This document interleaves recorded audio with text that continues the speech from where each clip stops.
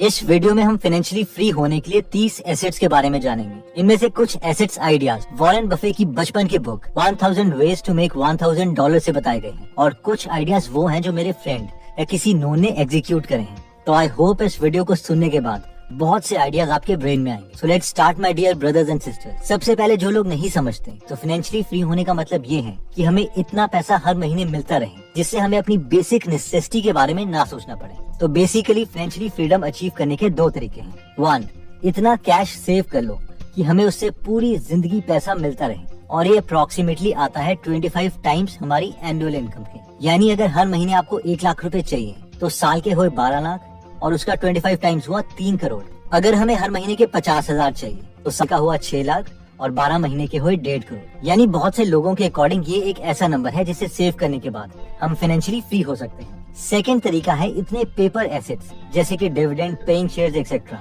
या physical assets जैसे कि रेंटल प्रॉपर्टीज बना लो ताकि हमें मिनिमम हर मंथ रिक्वायर्ड पैसे मिलते रहें। तो आइए अब हम देखते हैं उन 30 एसेट्स को। इस वीडियो को आप पूरा देखिएगा क्योंकि इनमें से आपने बहुत से एसेट्स सुने भी नहीं होंगे।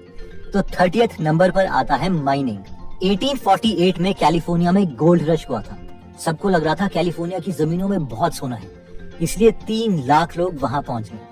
माइनिंग के दौरान सोना तो बहुत कम लोगों को मिला, लेकिन कुछ ऐसे लोग थे जिन्होंने कोई रिस्क नहीं लिया और उन्होंने बहुत पैसे कमाए। और वो थे दुकानदार जो माइनिंग कर रहे लोगों को खुदाई के लिए सामान बेच रहे थे, जीन्स वगैरह बेच रहे थे। ऐसा ही कुछ रिसेंटली क्रिप्टो करेंसी के केस में हुआ है। कई लोग क्रिप्टो करेंसीज खरीद रहे थे, कुछ ने पैसे कमाए और कुछ ने पैसे नहीं कमाए, लेकिन कई लोगों ने क्रिप्टो करेंसीज की माइनिंग की। तो बेसिकली क्रिप्टो वर्ल्ड में माइनिंग का मतलब है एक कंप्यूटर को ऑन करके छोड़ दो, वो कुछ बिजली लेगा और अपनी प्रोसेसिंग पावर देगा, जिसके बदले हमें क्रिप्टो कॉइन्स मिलेंगे जिन्हें हम बेच सकते हैं। अगर हम बड़े स्केल की बात करें तो चाइना और अमेरिका में लोगों ने बहुत ही लार्ज स्केल में क्रिप्टो माइनिंग की और बिटकॉइन वगैरह के प्राइसेस बढ़ने पर उन्होंने बहुत पैसे अर्न किए।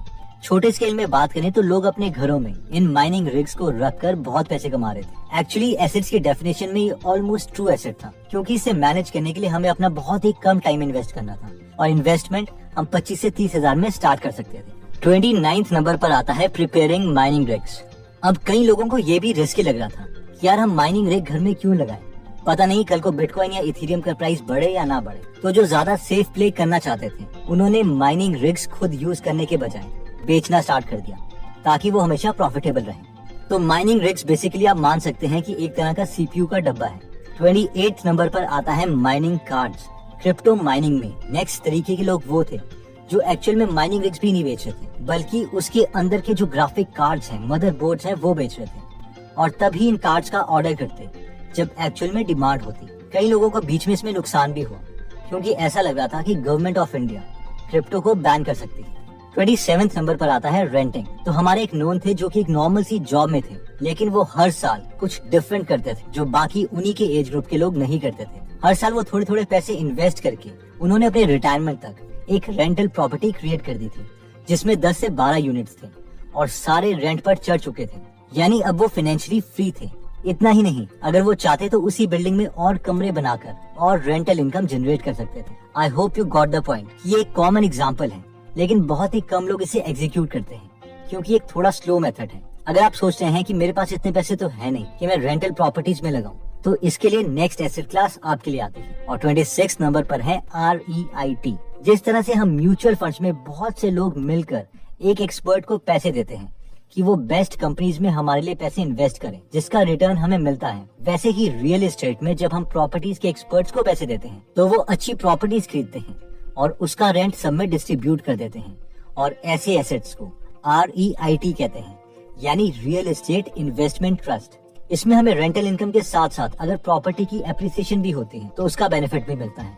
इंडिया में भी अभी कंपैरेटिवली ये न्यू कॉन्सेप्ट है, लेकिन embassy office park REIT, Mindspace business park REIT and Brookfield India real estate trust India की रियल एस्टेट इन्वेस्टमेंट ट्रस्ट है। 25th नंबर पर आता है डिजिटल कोर्स।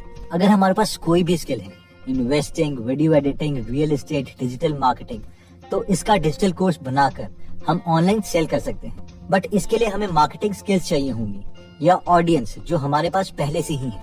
मार्केटिंग स्किल्स के बारे में डिटेल में हम आगे डिस्कस करेंगे। 24th नंबर पर आता है डिविडेंड पेइंग स्टॉक्स। कई कंपनीज इतनी बड़ी हो जाती हैं कि उन्हें पता नहीं चलता कि वो अपना प्रॉफिट दोबारा से रीइन्वेस्ट कहां पर करें, इसलिए वो अपने प्रॉफिट का कुछ हिस्सा अपने शेयर होल्डर्स को दे देती है, जिसे डिविडेंड बोलते हैं। इसका फायदा इन्वेस्टर्स को ये होता है कि अगर कंपनी अच्छी चलती है तो उनके शेयर का प्राइस भी बढ़ेगा और साथ में डिविडेंड भी मिलता रहेगा। बजाज ऑटो, ITC, गेल ऐसी कंपनीज हैं जो डिविडेंड देती हैं। मगर इन कंपनीज के शेयर्स को खरीदना भी है या नहीं, ये कैसे पता चलेगा? तो अगर आप इस एसेट क्लास में इंटरेस्टेड हैं, तो आप द फैल्कन मेथड बुक को स्टडी कर सकते हैं। 23rd नंबर पर आता है precious metals like gold and silver. कई लोग गोल्ड और सिल्वर को एसेट मानते हैं, खास करके रॉबर्ट कियोसाकी, जिन्होंने बहुत से सिल्वर और गोल्ड के कॉइन्स बॉक्सेस में बंद करके अपने घर रखे हुए हैं, क्योंकि गोल्ड और सिल्वर का प्राइस हमेशा इंक्रीज होता रहता है। लेकिन कई इन्वेस्टर्स गोल्ड और सिल्वर को एसेट्स नहीं मानते। उनका मानना है कि ये इनकम जनरेटिंग एसेट नहीं है, यानी ये खुद कुछ अर्न नहीं कर सकता। एनीवेज, फाइनल डिसीजन तो हमें खुद ही लेना पड़ेगा कि हम किन की थ्योरी से सेटिस्फाइड हैं। 22nd नंबर पर आता है कैश। अगर हम इतना कैश सेव कर चुके हैं कि उससे आ रहा इंटरेस्ट ही हमें इतने पैसे दे सकता है कि हम फाइनेंशियली फ्री हो जाएं। इस इंटरेस्ट रेट को ऑप्टिमाइज करने के लिए लोग 12-12 साल के लिए इंडेक्स फंड्स में पैसे इन्वेस्ट कर देते हैं और हर 12 साल के बाद हाफ अमाउंट निकाल लेते हैं। इसके रिगार्डिंग एक डिटेल्ड वीडियो हम ऑलरेडी बना चुके हैं, जिसका लिंक हम डिस्क्रिप्शन में दे देंगे। 21st नंबर पर आता है ऑनलाइन ई बुक। ह्यू सी हावी एक अमेरिकन साइंस फिक्शन राइटर है, जिन्होंने बहुत ही famous science fiction series Silo लिखी थी। तो शुरू की बुक्स इन्होंने सेल्फ पब्लिश की थी Amazon Kindle में, जो कि ऑलमोस्ट फ्री है। और एक वक्त था जब इनकी हर महीने 20,000 से 30,000 कॉपीज बिक रही थी, जिसका मतलब है कि करीबन 1 करोड़ रुपए पर मंथ। बट मैंने देखा है इंडिया में बहुत मुश्किल है इस तरह की सक्सेस को रेप्लिकेट करना, क्योंकि बहुत ही कम लोग कंटेंट के लिए पैसे स्पेंड करते हैं। लेकिन अगर आप फॉरेन कंट्रीज के लिए कंटेंट लिख सकते हैं या फिर मार्केटिंग में अच्छे हैं, तो ये काम कर सकता है।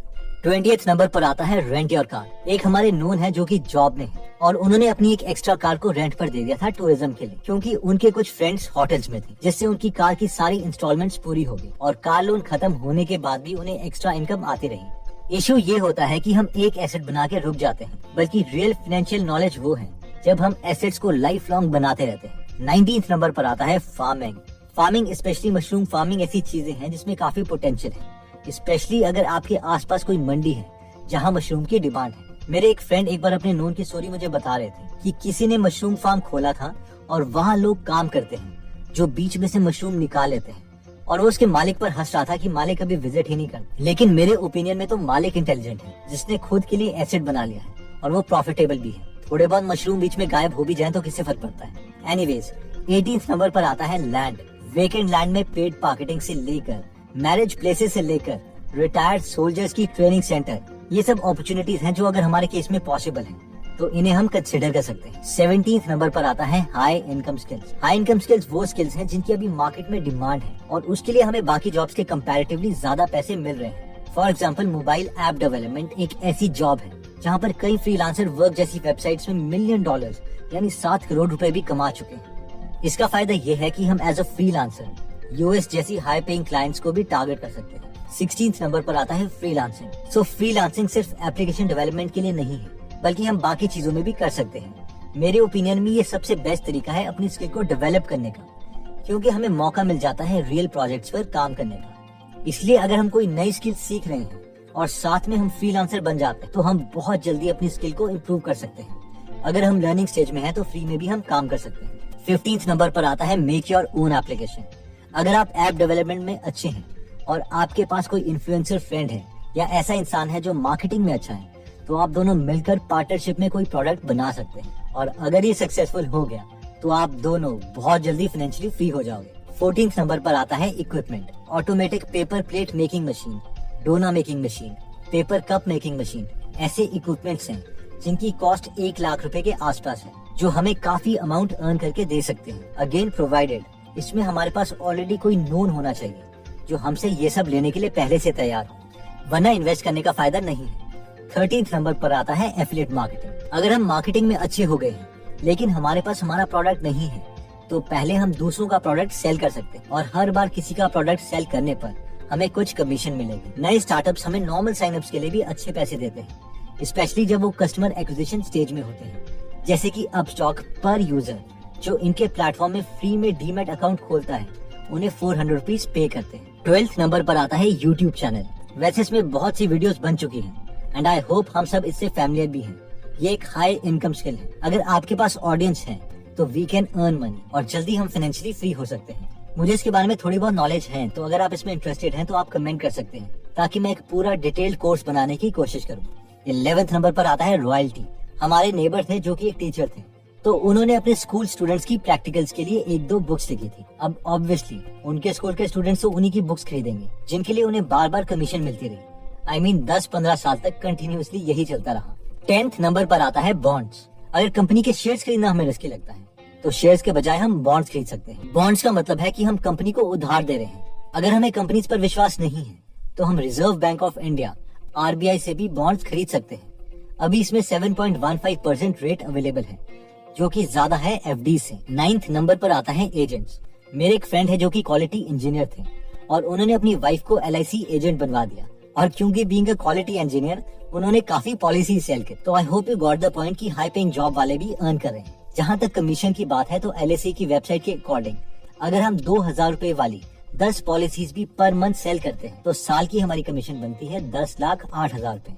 और अगर महीने की 2000 रुपए वाली सिर्फ 2 पॉलिसीज भी सेल कर सकते हैं तो साल के 2,01,000 एक्स्ट्रा कैश हमें फर्स्ट ईयर मिलेगा, और उसके बाद भी कमीशन मिलती रहेगी। 8 नंबर पर आता है फेसबुक एडवर्टाइजिंग। बहुत से मेरे ऐसे यूट्यूब फ्रेंड्स हैं जो फेसबुक एडवर्टाइजिंग को यूज करके डिजिटल प्रोडक्ट सेल कर रहे हैं, और सबसे इंटरेस्टिंग बात यह है कि उनका खुद का कोई प्रोडक्ट नहीं है। अभी वो क्या कर रहे हैं मैं वो रिवील नहीं कर सकता क्योंकि उनके एडवर्टाइजिंग कैंपेन्स चल रहे हैं। लेकिन फेसबुक एडवर्टाइजिंग एक मार्केटिंग स्किल है, और अगर इसे हम बिजनेस स्किल के साथ मैच कर देते हैं तो ये फाइनेंशियली फ्रीडम की तरफ हमारी जर्नी बहुत शॉर्ट कर देगा। नेक्स्ट नंबर पर आता है Airbnb। अगर हमारे पास कोई भी एक्स्ट्रा फ्लोर या वेकेशन होम अवेलेबल है जिसे हम यूज नहीं करते तो एक बेस्ट तरीका है कि हम उसे Airbnb में लिस्ट कर दें और उन्हें रेंट पर चढ़ा दें।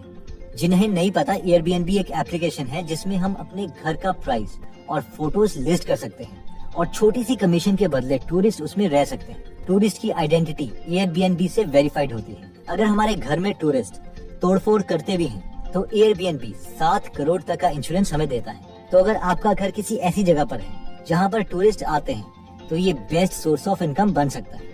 6th नंबर पर आता है एंजल इन्वेस्टिंग। इसमें कॉन्सेप्ट ये है कि अगर आपको किसी नए स्टार्टअप के फाउंडर पर यकीन है तो उसके बिजनेस में हम शुरू में इन्वेस्ट कर सकते हैं, और अगर वो सक्सेसफुल हो जाता है तो हमारे पैसे भी बहुत टाइम इंक्रीज हो जाएंगे, जो नॉर्मल इन्वेस्टिंग में पॉसिबल नहीं। हाँ, तो 50 लाख लगाए थे। इन्वेस्टर को एग्जिट मिला अबाउट 3 साल पहले 2018 में, आई थिंक 18 या 17 में उनके स्टेक को किसी ने 28 करोड़ में खरीद लिया।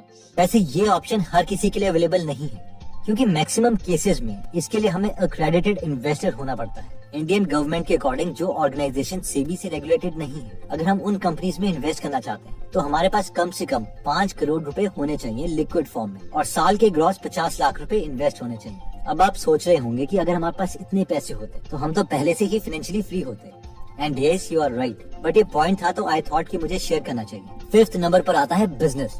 This is one of the best and my favourite वे, क्योंकि शायद मैं खुद भी इसी तरफ इंक्लाइन हूँ। तो अगर हम अपने किसी फ्रेंड या नोन के साथ मिलकर कोई स्टार्टअप खोलते हैं और वो सक्सेसफुल हो जाता है तो फाइनेंशियल फ्रीडम का अमाउंट कुछ ही सालों में अचीव हो सकता है। बिजनेसेस में मेरी एक रेकमेंडेशन रहेगी, एक कॉन्सेप्ट है फर्स्ट हु देन व्हाट, यानी पहले ये डिसाइड कर लो कि बिजनेस में साथ में कौन चाहिए और बाद में ये डिसाइड करो कि करना क्या है। क्योंकि ज्यादातर बिजनेसेस तभी फेल होते हैं क्योंकि फाउंडर्स के बीच में रिलेशनशिप ही स्ट्रेसफुल टाइम में खराब हो जाता है।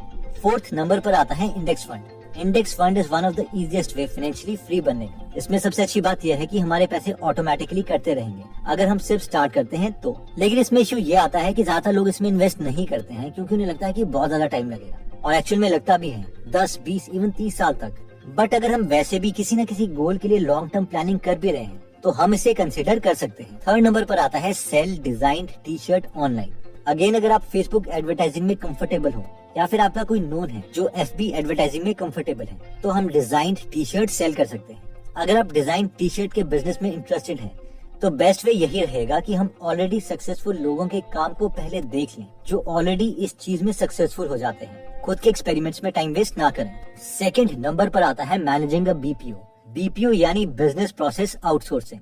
इसका मतलब है कि बड़े बिजनेसेस अपने कई कामों को आउटसोर्स कर देते हैं, यानी दूसरी एजेंसी से करवाते हैं, और हम वो एजेंसी बन सकते हैं। काम जैसे कि accounting, marketing, research, sales, customer service या कॉल सेंटर जैसे काम बिजनेसेस दूसरी एजेंसीज को दे देती हैं। बाय द वे, जिन लोगों को ये लग रहा होगा कि यार ये तो बड़ा बोरिंग काम है, तो क्रेड और फ्री चार्ज के फाउंडर बिलियनियर कुणाल शाह ने पहले BPO खोला हुआ था। I have run a BPO before. और फाइनली फर्स्ट नंबर पर मोस्ट इंपॉर्टेंट एसेट आता है नॉलेज। वॉरेन बफेट का बहुत ही फेमस कोट है, the most important investment you can make as in yourself. In short, हमने जो इनमें सारे एसेट्स डिस्कस किए हैं उन्हें एक्चुअल में एग्जीक्यूट करने के लिए टाइम और नॉलेज चाहिए। सबसे शॉर्टेस्ट वे नॉलेज गेन करने का यही है कि हम उन मेंटर से सीखें जो इन चीजों के एक्सपर्ट्स हैं।